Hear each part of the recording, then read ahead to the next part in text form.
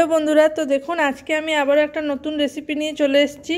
তো আজকে আমি বানাচ্ছি সাবুদানার খিচুড়ি। তো দেখুন আমি সাবুদানাটাকে ধুয়ে রেখেছি, ভিজিয়ে রেখেছি সকালবেলায়।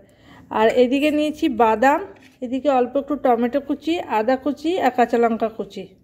আর এদিকে দেখুন কাজু আর কিশমিশ জলে ভিজিয়ে রেখেছি, আমি কাজু কিশমিশও দেবো। আর এদিকে আমি কিছু ভেজিস নিয়েছি, আমি অল্প আলু, গাজর আর মটরশুঁটি সবগুলোকে কেটে নিয়েছি, এগুলোকে আমি এবার ভেজে নেব। তো দেখুন কড়াই বসিয়ে দিয়েছি, কড়াইটা গরম হয়ে গেছে। এবার দিয়ে দেবো তেল,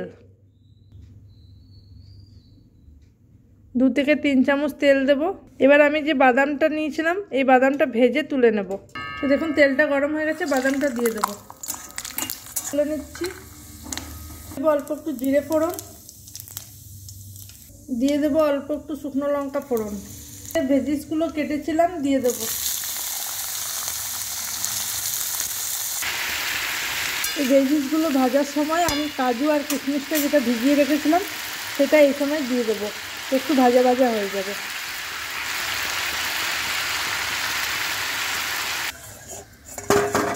তো দেখুন ভেজিসগুলো একদম ভাজা হয়ে গেছে, আলুগুলো একদম নরম হয়ে গেছে। এই যে দেখুন, এই যে গলে গেছে আলুগুলো।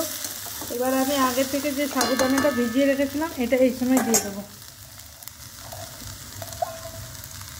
তো দেখুন এবার আমি দিয়ে দেবো আগে থেকে কেটে রাখা কাঁচা লঙ্কা, আদা কুচি আর টমেটো কুচি।